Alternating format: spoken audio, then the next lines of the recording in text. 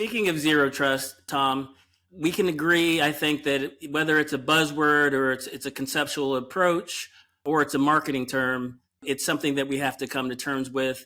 And it, from a conceptual perspective, it does make a lot of sense in terms of how we approach cybersecurity in the most recent threat landscape. Do you have any comments to either back that up or refute? Yes, our industry is rife with buzzwords, and this is really no different. And it's really important, I think, to understand where it's coming from. So zero trust apparently is a term that was coined by an analyst at Forrester back in 2010, and the idea is to get beyond what we used to always say, which was trust but verify, and move from that model to never trust and always verify. And there's no question in my mind, but information security, that's critical.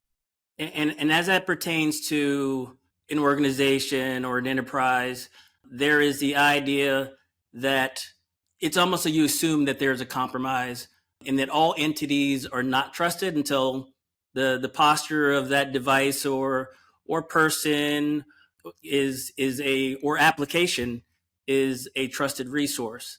And within MindPoint, if you look at the zero trust principles, components, elements, or pillars, as they tend to change, there is the necessity for visibility and analytics somewhere in that stack. It doesn't really matter where you start, whether you start with identity or network or its apps and workloads. One of the more important things is, first of all, it's a data-centric approach.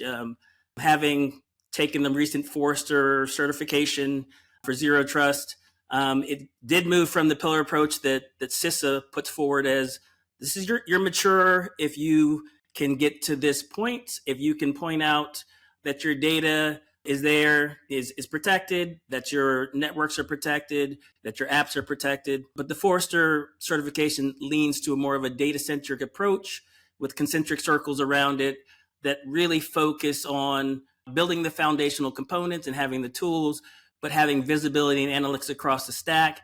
And of course, automation and orchestration over time as you mature from that initial stage to something that's more advanced. And in the rare cases that someone is going to or has reached the optimal stage, you certainly has visibility across the stack.